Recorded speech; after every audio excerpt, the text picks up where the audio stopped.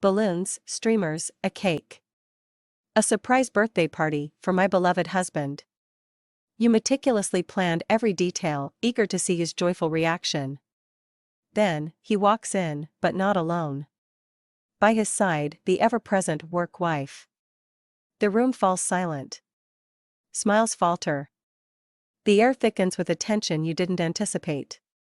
Was this a deliberate snub, a careless oversight, or something more sinister? Ryan was turning 35, a milestone I wanted to celebrate with flair. Our close friends, his parents, and a few of his colleagues were in on the plan, and they'd all arrived punctually, buzzing with excitement. "He's going to love this," my best friend Mia said, squeezing my arm as we admired the setup. I glanced at the clock. 7:45 p.m. Ryan was due home from work any minute. He thought we were going out for a quiet dinner, just the two of us. I had insisted on a reservation at a fancy restaurant as a ruse to ensure he wouldn't suspect anything. Everyone, hide. I called out as my phone buzzed with Ryan's text, "Just parked." Be up in a sec. The lights dimmed, and silence fell over the room as the front door creaked open. "Ella?" Ryan's voice echoed in the hallway. I could hear the rustle of his coat and the clack of his dress shoes. My heart raced with anticipation. Surprise erupted as the lights flashed back on. Cheers and applause filled the room, and I stepped forward with a broad smile. Holding a cake lit with 35 flickering candles, Ryan froze in the doorway, his face a mixture of shock and something else.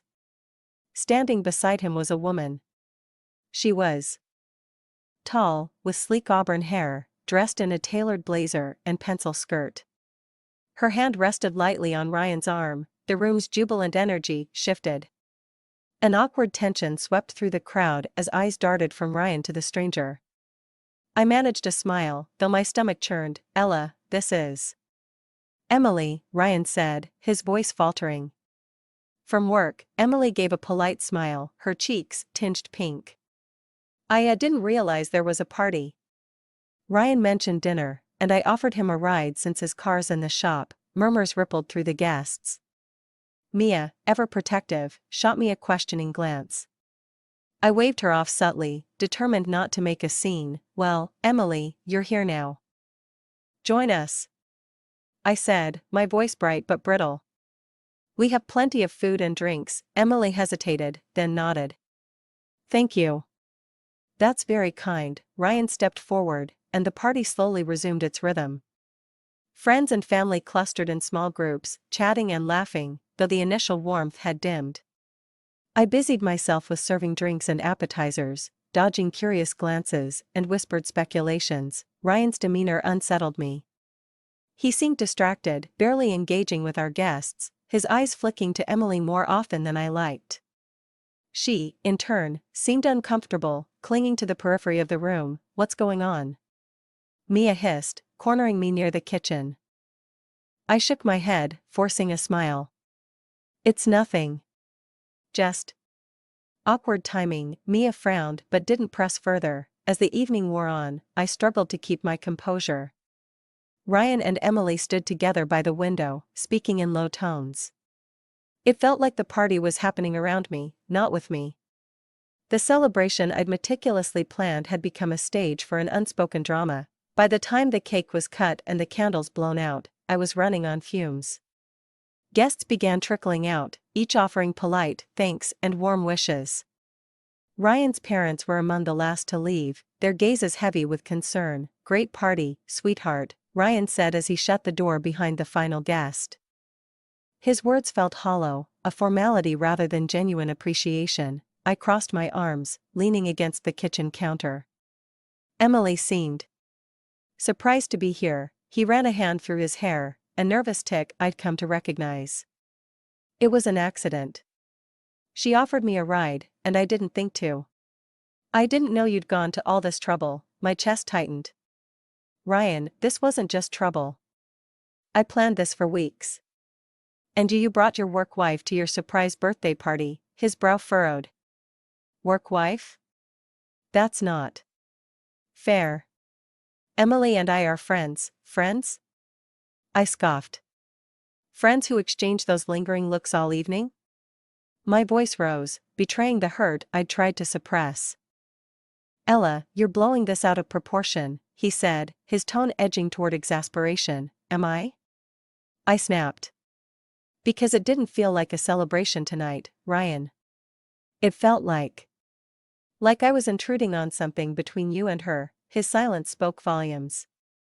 He avoided my gaze, his jaw tight. If there's nothing to hide, then tell me, I pressed. Why did it feel like she mattered more to you than this? Than us? Ella, stop, he said sharply. This isn't the time, I blinked, stunned by his dismissal. Then when, Ryan? When is the time? He sighed heavily, pinching the bridge of his nose. I'm going to bed. I stood rooted to the spot as he retreated to the bedroom, the door clicking shut behind him.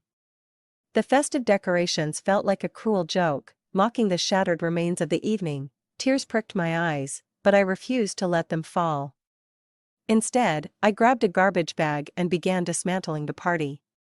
The balloons deflated with a hiss, the streamers crumpled into a pile, and the half-eaten cake was shoved into the fridge. By the time the living room was bare, exhaustion weighed heavily on me. Mia's words echoed in my mind, he's going to love this, but love felt far away, buried under layers of doubt and unspoken truths. The days that followed were strained. Ryan and I tiptoed around each other, our conversation stilted and superficial. Emily's presence lingered like a shadow, unacknowledged but impossible to ignore. Finally, on a rainy Saturday afternoon, I confronted him. Ryan, we need to talk. He set down his coffee mug, his expression wary. About what? About us? About Emily. About whatever's going on, he hesitated, then nodded. Okay, I took a deep breath, bracing myself. Do you have feelings for her? His eyes widened, and he shook his head vehemently. No. Ella, I love you, then why does it feel like you're slipping away? I asked, my voice breaking. Why does it feel like she's more important to you than your own wife? He looked down at his hands, his shoulders slumping. It's not like that. Emily and I work closely together. We spend a lot of time together, and maybe I've been careless. But it doesn't mean I don't love you. Careless?